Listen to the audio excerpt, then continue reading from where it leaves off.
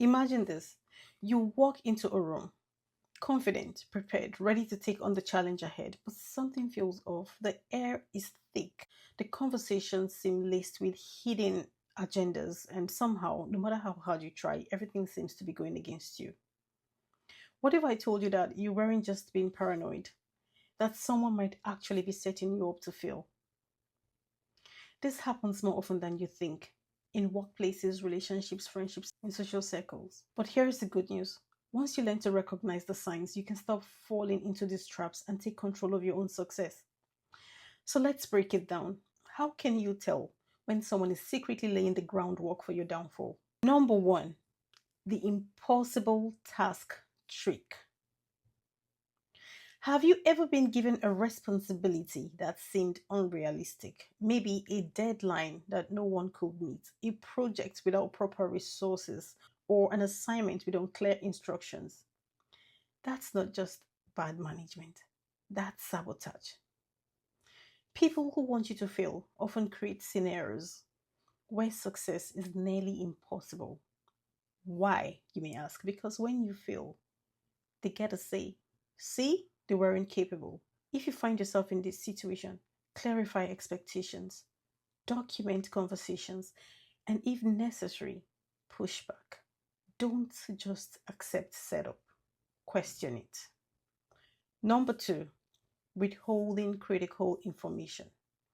Have you ever walked into a meeting and felt like you were the only one who didn't get the memo? It's not a coincidence.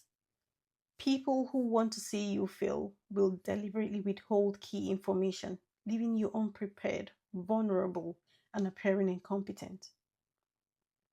When you notice this happening, make it a habit to ask detailed questions. Don't assume you've been given everything you need. Confirm it. And if you find out later that something was kept from you, don't let it slide. Call it out professionally and confidently. Number three, excessive micromanagement or total neglect.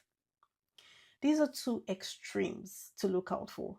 Some people set you up by micromanaging you to the point where you can't breathe, second guessing every move you make, and making success nearly impossible. Others do the opposite. They throw you into the deep end with no support at all, just waiting for you to drown. Both strategies serve the same purpose: making sure you don't succeed. If you find yourself being suffocated by micromanagement, ask for clear boundaries and expectations. If you're being neglected, proactively seek out guidance and resources. Don't let them dictate the game. Take back control. Number four, the public ambush. Ever been put on the spot in front of a group, asked to explain something you weren't prepared for? Maybe you've been criticized harshly in a meeting without warning. This is intentional. When someone wants you to fail, they'll engineer situations where you're caught off guard and made to look incompetent in front of others. When this happens, stay calm. A simple, composed response like, "That's a great question. I would like to provide an informed answer. Let me gather the right details and follow up," can save you. Don't let them rattle you. Instead, let them know you see what they're doing.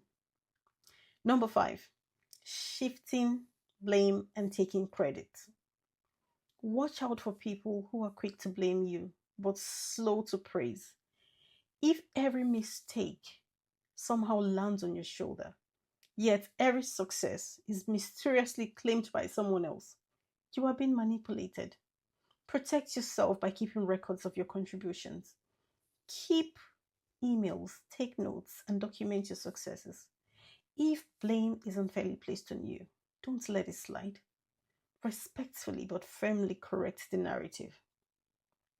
Number six, the subtle undermining. You see, sometimes sabotage isn't obvious. It's subtle. People might plant doubts about your abilities, spread small but damaging rumors, or make backhanded compliments that chip away at your confidence.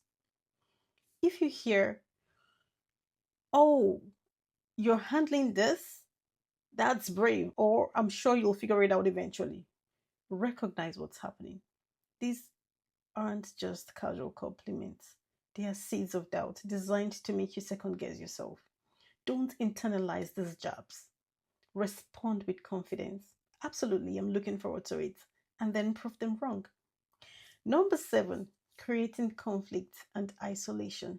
This is a classic tactic used in turning people against you.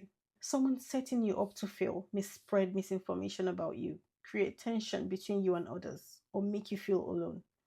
If you notice people treating you differently for no apparent reason, address it. Have direct conversations and clear up misunderstandings before they grow. Isolation weakens you. Staying connected keeps you strong. Now that you know the signs, let's talk about solutions. Here is how you fight back. Stay aware. If something feels off, trust your instincts and analyze the situation. Document everything. Keep records of emails, messages, and conversations, especially if you suspect sabotage. Clarify expectations. Ask questions, confirm details, and ensure you are set up for success. Maintain your confidence. People can only make you feel inadequate if you let them. Stay grounded in your strengths. Build allies. Strengthen your relationships with trustworthy colleagues or friends who will support you. Push back professionally. Don't just accept unfair treatment. Challenge it with facts and composure.